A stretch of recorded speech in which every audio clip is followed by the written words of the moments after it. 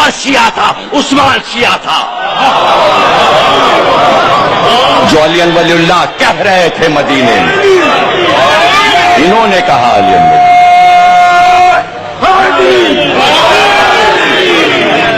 2 مہینے کہا مورخ نے کہ 2 مہینے 8 دن کا دن ہو یا رات ہو یا دوپہر، وہی آخری آ چکی. اب کوئی وہی نہیں، اب کوئی آیت نہیں. پورے دن، پوری رات صرف فضائل علی، فضائل حسن، فضائل حسین لکھائے 2 مہینے 8 دن میں. صرف ایک کام کیا 2 مہینے 8 دن. یہ میرا آخری مہینہ ہے. 2 مہینے 8 دن غدیر، 18 ذیلحج سے 28 سفر تک ایک لمحہ علی علی علی کرتے کرتے محمد زمانے سے گئے. جب محمد علی کرتے گئے تو تم بھی مرنا علی کرتے. یہ ہے سیرت محمد، یہ ہے سیرت محمد مصطفیٰ. ہاں ہے، تاریخ میں روایت ہے، لیکن راوی یوں بیان کرتا ہے.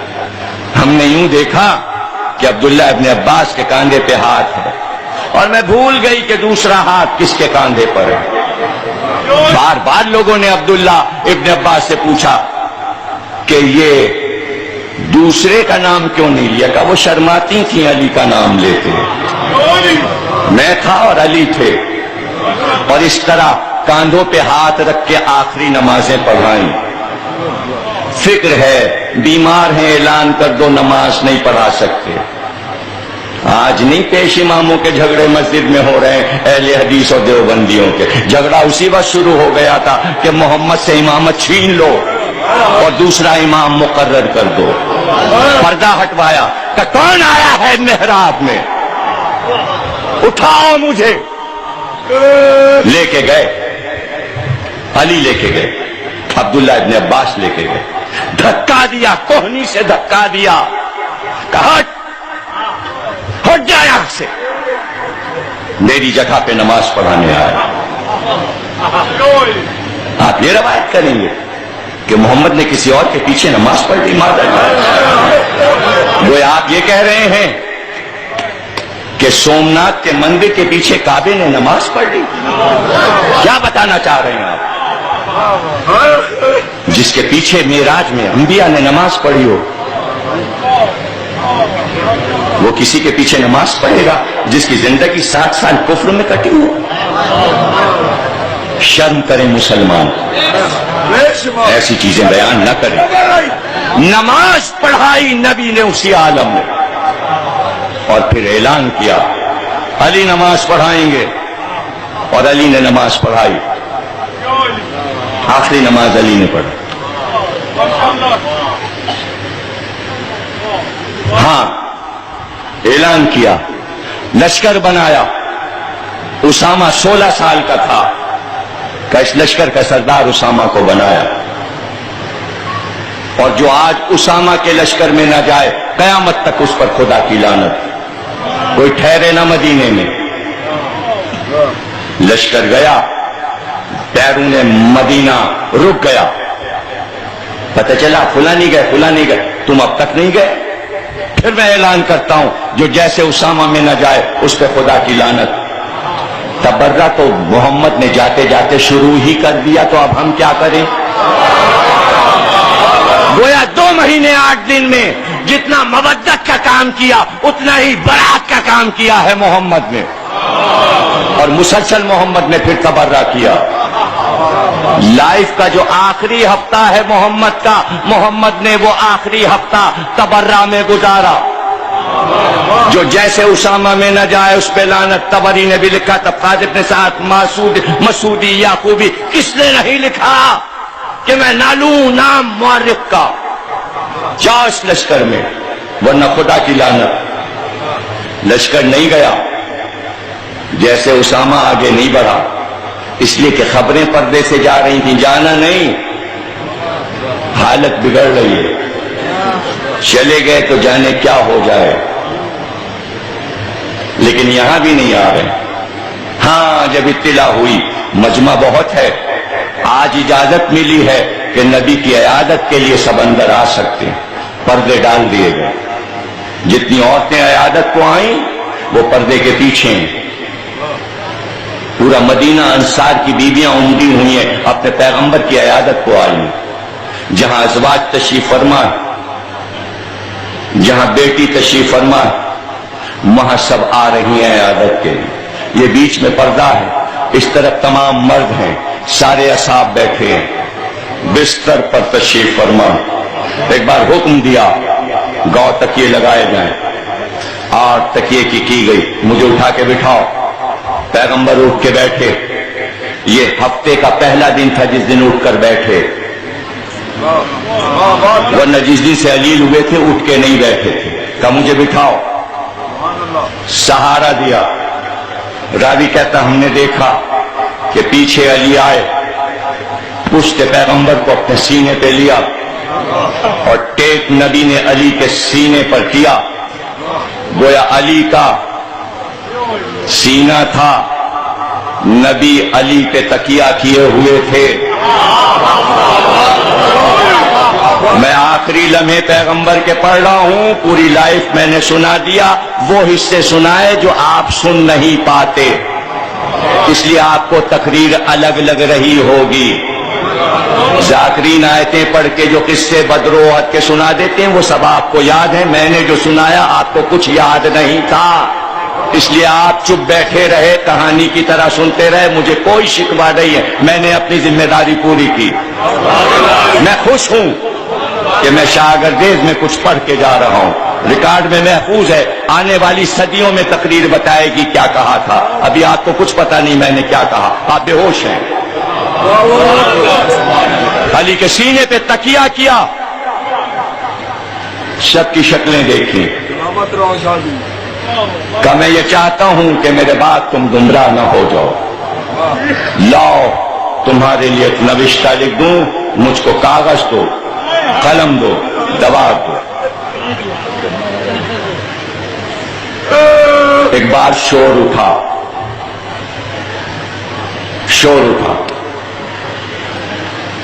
آواز آئی، کیا کہہ رہے ہیں؟ پھر دیکھا، میں تم میں دو گراں قدر چیزیں چھوڑ کے جا رہا ہوں، ایک قرآن، ایک عطرت، یہ آپس میں جدا نہیں ہوں گے، دونوں انگلیوں کو ملا کے اصحاب کی طرف اشارہ کیا، کہا یہ دونوں اس طرح ساتھ ہیں، یہ کبھی جدا نہیں ہوں گے، یہاں تک کہ حوض کوثر پر یہ دونوں میرے پاس ساتھ ساتھ آئیں گے، ان میں جدائی نہیں، تمہاری ہدایت کے لیے دو چیزیں چھوڑ رہا ہوں۔ آواز آئی، کتاب خدا ہمارے لیے کافی ہے، اس بات پہ کہا قلم اور کاغذ لاؤ تاکہ میں نوشتہ لکھ دوں۔ پھر آواز آئی، بیماری ہے، بیماری ہے، یوں ہی لکھا ہے بخاری نے، اور ایک جگہ نہیں، بخاری بعد کتاب باری، سنیوں کے تمام علماء سجدہ کرتے ہیں بخاری پہ، 7 جگہ یہ واقعہ بخاری میں لکھا ہے، دیکھنا ہے تو ہاشم گردیزی صاحب کے پاس چلے جائیے گا، دکھا دیں گے، گلدستہ ان کے پاس ہے، تلخیص 7 حدیثیں ایک جگہ کر دی گئی ہیں، 7 مقام پہ لکھا ہے کہ یہ جملہ کہا گیا، ہذیان ہو گیا ہے، اس عرب کے بوڑھے پاگل کو ہذیان ہو گیا ہے، دیوانہ ہے یہ جسے ہذیان ہوا ہے، یہ غلط باتیں کر رہا ہے، بیماری میں بڑبڑا رہا ہے، یہ ہے ختم نبوت، اس پہ ہے مسلمانوں کو ناز، روایت مستند ہے، لکھی ہوئی ہے۔ ایک بار نبی نے کہا کیا ہیں یہ باتیں، کچھ لوگ غصے میں اٹھے، توہین رسالت ہوئی، دونوں طرف کے لوگ آستینیں چڑھا کے مار پیٹ شروع ہو گئی، پیغمبر کے سامنے جہاں آیتیں اتر چکی، پیغمبر کی آواز پہ آواز بلند نہ کرو، پیغمبر کے سامنے کوئی جملہ مت کہو، بے ادبی نہ کرو، سورہ حجرات بھی ہے، سورہ فرقان بھی ہے.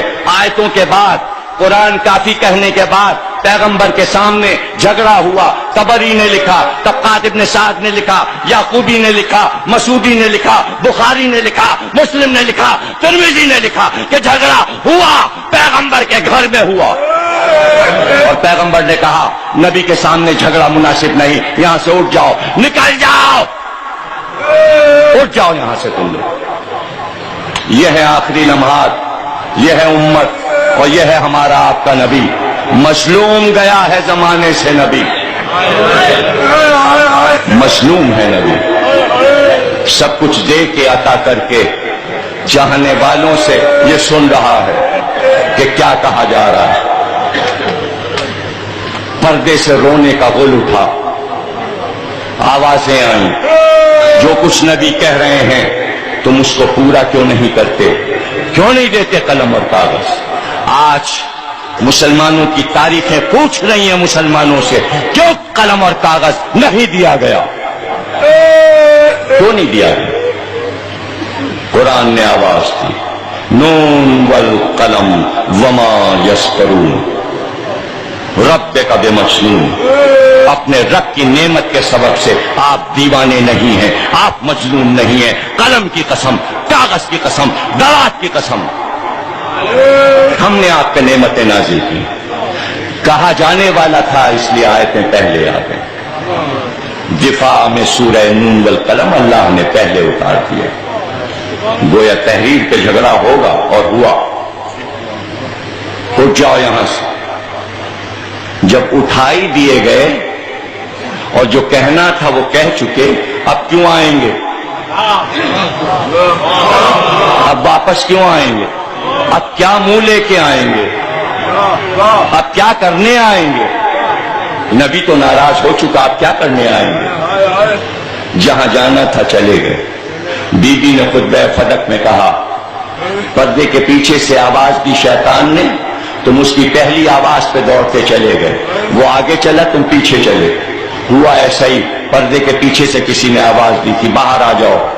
کیا ہوا؟ وہاں جھگڑا کر رہے ہیں انصار خلافت کا. اور وہی وقت تھا کہ ایک بار علی کو آواز دی. جانے والے جا چکے، مدینے میں جھگڑے ہو رہے ہیں، لیکن محلے بنی ہاشم میں سناٹا، ایسا لگتا ہے خاک اڑ رہی. یہ تو فرش کا عالم تھا، اور عرش کا عالم سناؤں. ایک بار ملائے اعلیٰ میں پروردگار کی آواز آئی، اے میرے ملائکہ مقربین جنت کو سجا دو، میرا محبوب آنے والا. تمام حوریں در جنت پر آ کے کھڑی ہو جائیں. فرشتوں سے کہو سجدے روک دیں، رکوع روک دیں، تسبیح روک دیں، محمد آ رہے ہیں. عرش کے ہر حصے پر ملائکہ استقبال کو کھڑے ہو گئے. اور پھر اس کے بعد جہنم کے فرشتوں کو حکم پہنچا، اے میرے ملائکہ آج جہنم کو بجھا دو، محمد آ رہے ہیں، رحمت آ رہی ہے، عرش پہ میرا محبوب آ رہا ہے. رو رو شہادت ہے نبی کی، وفات نہیں ہے. تم ماتم نہیں کرو گے تو محمد کا ماتم کون کرے گا؟ اور تم محمد کا ماتم کیوں کرو؟ اس لیے کہ بیٹی نے اتنا ماتم کیا کہ ماتم کرتے کرتے باپ کا مر گئی بیٹی. میں شہادت پڑھ رہا ہوں، شاید پہلی بار تم شہادت سنو.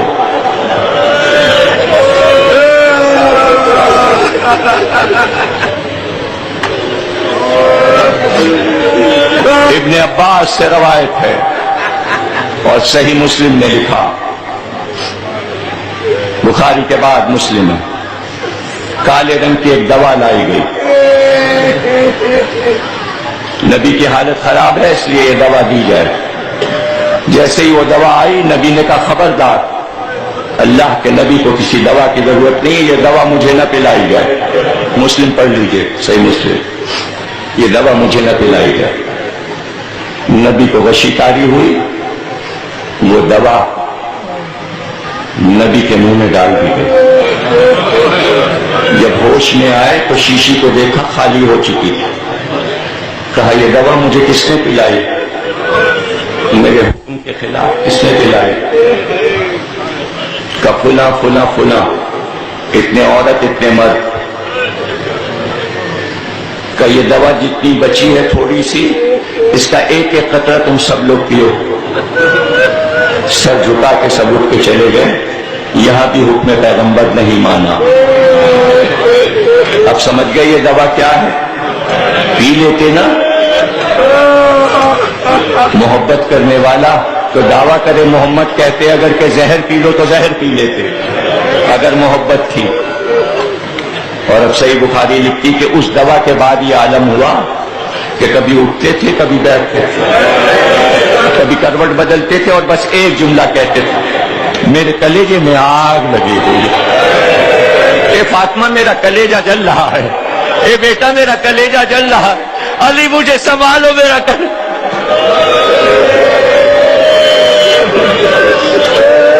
اور جیسے جیسے محمد تڑپتے، دونوں بچے آ کے نانا سے لپٹ جاتے اور شانے میں حسن اور حسین کو لپٹا لیتے، کہتے فاطمہ بچے لپٹتے ہیں تو سکون ملتا۔ اس کے بعد بخاری کی روایت، تب پانی لاؤ، پانی میرے جسم میں پانی ڈالو، میرے جسم میں آگ لگی ہوئی ہے۔ ام المومنین حضرت عائشہ کہتی ہیں 9 مشکیں پانی منگا کے محمد پہ ڈالا گیا، 9 مشکیں، بخاری اور مسلم کی روایت 9 مشکیں ڈالی گئیں، اور اس کے بعد کہا آگ نہیں بجھ رہی، میرے جسم میں آگ لگی ہے۔ کیا پلا دیا امت والو؟ یہ کون سی دوا تھی کہ آرام سے محمد کو جانے بھی نہیں دیا؟ کیا عالم بیٹی کا ہوگا؟ چاہنے والی بیٹی کیسے تڑپ رہی ہوگی؟ اتنی بے قرار تھیں کہ جب علی ہٹتے نبی کے پاس سے تو زہرا آ جاتی، سر کو اٹھا کے، بابا کے سر کو اٹھا کے زانوں پہ رکھ لیتی، بیٹھی ہوئی ہے، چہرے کو دیکھ رہی، چہرے کی زردی کو دیکھ رہی، آنکھیں بند ہیں، کبھی وشیتاری ہوتی، کبھی آنکھیں کھول دیتی۔ کچھ دیر نہ گزری تھی کہ دروازے پہ دستک ہوئی، اے محمد کے گھرانے والوں، اے آل محمد، ہمیں اذن دو کہ ہم اندر آئیں۔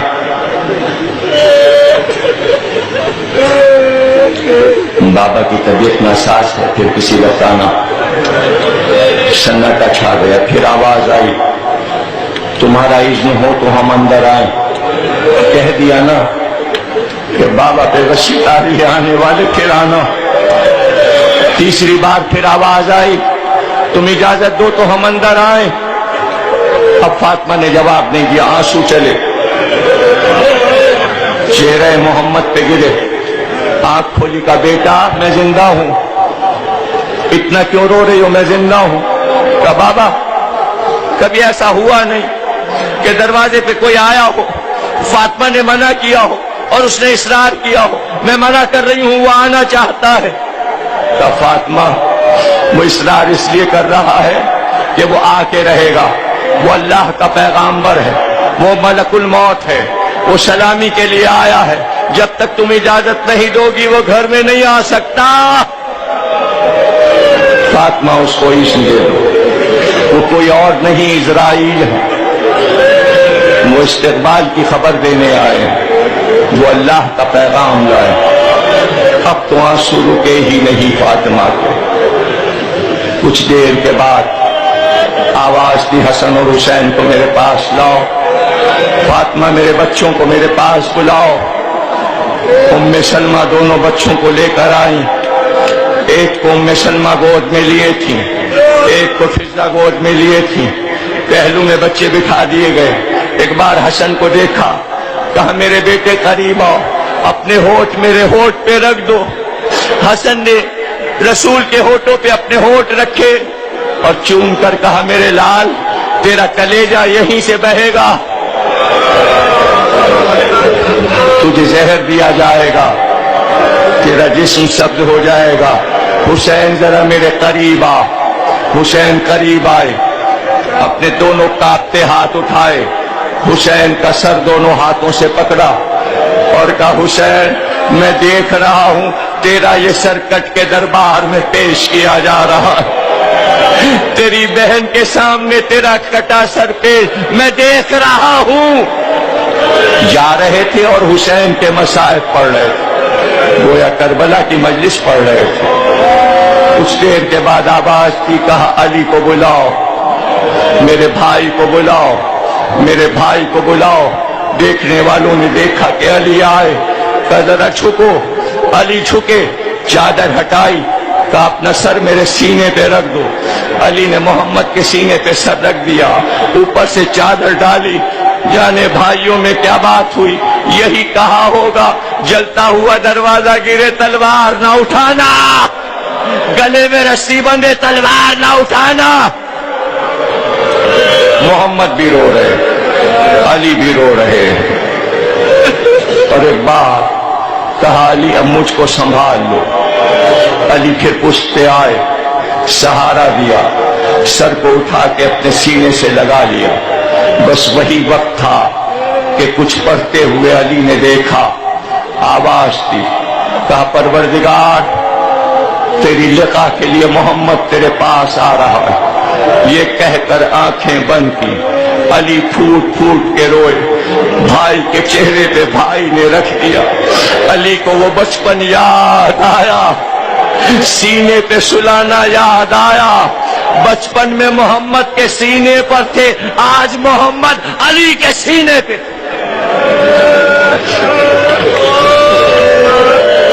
چادر محمد پہ ڈال دی، فاطمہ کے بہن کی آواز آئی، بچے آ کے نانا کی لاش سے لپٹ گئے۔ ایک طرف حسن رو رہے تھے، ایک طرف حسین رو رہے تھے۔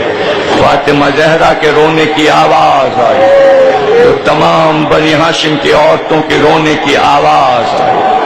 یہاں لاشا پڑا تھا، وہاں تلواریں کھچی ہوئی تھیں، علی یہاں لاشا دیکھ رہے تھے، آل محمد رو رہے تھے، وہاں تلواریں لہرا رہی تھیں۔ جانے والے چلے گئے، علی نے غسل کا سامان کیا، جیسی وصیت تھی، کہا تھا علی میں خود مرتا جاؤں گا، میں خود مرتا جاؤں گا، جبریل سلسبیل کا پانی لائیں گے، جنت کا کافور آئے گا، اس طرح کفن پہنانا، میرے جنازے کو تیار کرنا، جنازہ تیار کر کے سب سے پہلے میرے جنازے کی نماز پڑھنا، فاطمہ کو پیچھے رکھنا، حسن اور حسین کو پیچھے رکھنا، اور اس نماز میں کسی کو نہ بلانا۔ معصوم کی نماز جنازہ صرف معصوم پڑھیں، کوئی نہ پڑھائے نہ کوئی پڑھے۔ حجرے میں صرف علی نے، فاطمہ نے، حسن نے، حسین نے نبی کی نماز جنازہ پڑھی۔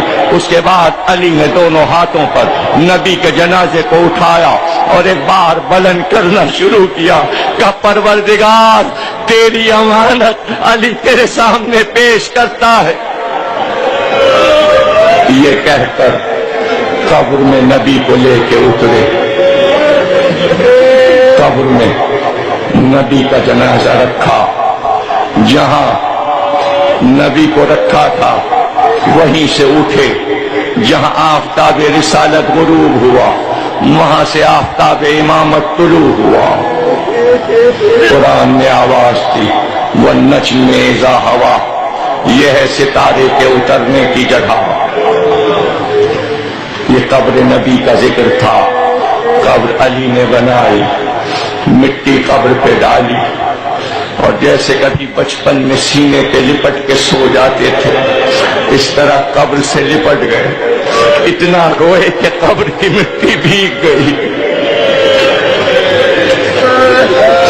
فاطمہ زہرا کے رونے کی صدا تھی، بچوں کے رونے کی صدا تھی۔ کون تھا؟ فاطمہ زہرا نے شکوہ کیا، اتنی بڑی امت تھی، اگر ایک ایک کر کے سب آتے دروازے پر کہتے کہ تم یتیم ہو گئی، ہم تمہارے باپ کا پرسہ دینے آئے۔ لو میں نے تقریر ختم کی، اب جتنا چاہے رو لو۔ اگر مدینے میں فاطمہ زہرا کو ان کے باپ کا پرسہ امت دے دیتی تو خدا کی قسم کربلا میں سکینہ کے باپ کا پرسہ دیا جاتا۔ ہاں عرصہ ہوا مدینے میں، عرصہ ہوا، عرصہ اس طرح ہوا کہ باپ کا قصہ دینے بیٹی کے پاس آئے، آگ لے کر آئے، دروازہ جلانے آئے، ہو گئی تعزیت محمد کی، فاطمہ ہم تعزیت ادا کرنے آئے ہیں، ہم تمہارا گھر جلانے آئے ہیں۔ تو پھر کربلا والوں نے کس کی تعزیت کی؟ زینب ہم پرسہ دینے آئے ہیں، سید سجاد ہم پرسہ دینے آئے ہیں، سکینہ ہم تعزیت کرنے آئے ہیں۔ سب کے ہاتھوں میں مشعلیں تھیں، آگے آگے شمل تھا، مشعلوں سے ایک ایک خیمہ جلاتا جاتا تھا، ایک ایک خیمہ جلاتا جاتا تھا۔ خیمے تیز آندھی میں جلتے جاتے تھے، آندھی تیز چل رہی تھی، آگ تیز ہوتی جا رہی تھی، ایک خیمے سے دوسرے خیمے میں آگ لگتی جا رہی تھی، بس جلا لیا خیمہ، اب واپس چلے جاؤ، اب واپس چلے جاؤ۔ مگر راوی کوئی اور نہیں ہے، عصمت ماں بی بی حسین کی بیٹی فاطمہ کبریٰ راوی ہے، کہتی ہے جب کربلا کی زمین ہلنے لگی تو ہم در خیمہ پہ آ گئے، ہم نے اپنے آنکھ سے بابا کا کٹتے ہوئے سر دیکھا، ہم نے اپنی آنکھ سے بابا کا لاشا پامال ہوتے دیکھا، اور ہم یہ سوچ رہے تھے اب کیا ہوگا کہ ہم نے دیکھا تیز دوڑتے ہوئے گھوڑے ہمارے خیموں کی طرف آ رہے تھے اور سب کے ہاتھ میں مشعلیں تھیں۔ یہ تعزیت ہو رہی ہے، مدینے میں نبی کی تعزیت، یہاں حسین کی تعزیت، وہ نانا ہے، یہ نواسہ ہے۔ فاطمہ کبریٰ کہتی ہیں کہ وہ سوار خیموں کی طرف بڑھے، خیموں کو جلانا شروع کیا، اور ایک بار ایک گھوڑے سوار آگے بڑھا، میں ڈر گئی کہ کیا مجھے نیزہ مارے گا، کہ میں نے یہ دیکھا کہ نیزے کی انی سے میری چادر کو اٹھانا شروع کیا، میں دوڑی کہ میں پھوپھی کے دامن میں چھپ جاؤں، تو ایک نے دوڑ کر میری پشت پہ نیزہ مارا، میں منہ کے بھل گر گئی، پھر مجھے ہوش نہ رہا۔ بیٹی حسین کی بیان کر رہی ہے، کربلا بیان کر رہی ہے فاطمہ کبریٰ کا، پھر مجھے ہوش نہ رہا، لیکن کچھ دیر کے بعد جب مجھے ہوش آیا تو میں نے یہ دیکھا میرا